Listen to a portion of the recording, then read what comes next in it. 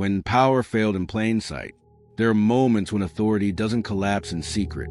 It fails openly, visible to everyone, yet no one fully understands what they're witnessing as it happens. This was one of those moments. The presidency stood before the nation, speaking clearly, acting decisively, projecting confidence. Orders were issued, expectations set, and for the first time in modern history, the response revealed a truth that could not be hidden. Power was no longer enough. To understand why this failure mattered, we need to separate intention from outcome. The president did everything a president was supposed to do. The language was firm, the authority unquestioned, the position legally sound, and yet compliance fractured. The response was not unified resistance or organized defiance. It was something far more difficult to address, a scattered, uncoordinated divergence in how different parts of the system chose to interpret and act on the same directive. Some followed immediately, others delayed. Some ignored the directive entirely, not in rebellion, but in calculation. Each response was justified, each hesitation explained away. Together, they formed something unprecedented, authority without effect, the most destabilizing outcome a presidency can experience, because it leaves the legal framework intact while revealing that the practical machinery of compliance has broken down. The office can still speak, but speaking no longer guarantees that anything will change. This wasn't resistance driven by ideology. It was behavior driven by precedent. The system had learned, through accumulated experience, that enforcement was inconsistent, that consequences were negotiable, that waiting carried less risk than acting. For the first time, failure unfolded in public view. The presidency had spoken. The system had answered selectively. And in that selectivity, the fundamental assumption underlying presidential authority, that directives would be followed uniformly, was exposed as contingent rather than guaranteed. That moment changed everything. Because once power fails in plain sight, it can no longer rely on mystique. Legitimacy must be rebuilt. Influence must replace command, and every future decision is made under the shadow of that exposure. This wasn't the end of authority, but it was the end of certainty, and the presidency would never fully recover the illusion that power alone was enough. The immediate response inside the White House was disbelief. Advisors replayed the sequence again and again, searching for procedural error, messaging failure, or misunderstanding. But the truth was harder to accept. The problem was not procedural or communicative. It was structural. The relationship between presidential authority and institutional compliance had been deteriorating for long enough that a single directive, no matter how clearly issued, could no longer produce the automatic response it once would have. The system had heard the president clearly. It simply chose differently. This was the danger of failure in plain sight. It removed ambiguity. There was no room to pretend authority had worked behind the scenes. No quiet correction. No delayed compliance that could restore the image of control. Everyone saw the gap. Institutions recalibrated instantly. Agencies adjusted expectations. Partners reassessed commitments. External actors noted the hesitation and tested boundaries further. Not aggressively, just enough to confirm what had changed. Inside the administration, strategy shifted overnight. The focus was no longer enforcement. It was containment of perception. How do you restore confidence without proving weakness again? How do you act without inviting another visible failure? Every option now carried reputational risk. The presidency could escalate, but escalation risked exposing even deeper resistance. It could retreat, but retreat would confirm loss of control.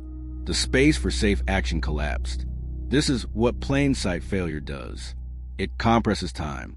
It removes half measures. It forces leadership to operate knowing the system is watching and judging. Power no longer moved freely. It moved carefully. And careful power is fundamentally different from commanding power. It carries within it the constant awareness of its own limitations. And that awareness shapes every decision, every communication, and every calculation about what is possible and what is not. Because once authority is seen failing, belief must be rebuilt from fragments. And fragments take time. Time that the presidency rarely has in abundance, because the demands of governance do not pause while legitimacy is being reconstructed. The office must continue to function, continue to make decisions, and continue to project authority even as the foundation of that authority is being rebuilt from the ground up. As the days passed, the failure continued to echo, not because it was repeated, but because it had been witnessed. Every subsequent decision was filtered through that memory. Every directive was measured against the question no one wanted to ask out loud. Will this actually be followed? The presidency adjusted its posture. Actions became narrower. Language became conditional. Authority was applied where compliance felt certain and avoided where exposure felt likely. Power no longer led from the front. It maneuvered. This shift didn't go unnoticed. Institutions learned that hesitation had leverage. Delay became a tool. Silence became a response. The absence of immediate consequence invited interpretation, and interpretation invited autonomy. This is how visible failure rewrites behavior, not through defiance, but through confidence loss. Once the system realizes enforcement is selective, obedience becomes optional. The presidency still mattered, but it no longer defined the limits alone. Inside the White House, the realization settled heavily. The failure hadn't weakened a single policy. It had weakened expectation itself. And expectation is the invisible engine of authority. Rebuilding that engine required something the presidency rarely has in abundance. Time. Time for consistency. Time for credibility. Time for belief to slowly return. None of which could be rushed or demanded. The failure in plain sight didn't end presidential power, but it exposed its dependence on something far more fragile than law. Trust. In the end, the presidency adapted rather than recovered. Authority was still exercised, but with new awareness of its limits. Decisions were crafted to avoid public tests. Enforcement became strategic. Influence replaced assumption. The presidency learned to operate within constraints that its own visible failure had created, adapting its approach to reflect the new reality that authority must be continuously demonstrated rather than passively assumed. From the outside, the office appeared functional. Crises were managed. Governance continued. But beneath that surface, power had changed shape. The failure in plain sight became a quiet reference point, a moment no one mentioned, yet everyone remembered. It taught the system that authority could be challenged without immediate consequence, and that lesson never fully faded. This is a lasting impact of visible failure. Not collapse, exposure. Once the illusion of inevitability is broken, leadership must operate without it. And without inevitability, every action becomes more complex, more fragile, more dependent on cooperation. The presidency endured. The office remained powerful, but it never again assumed compliance.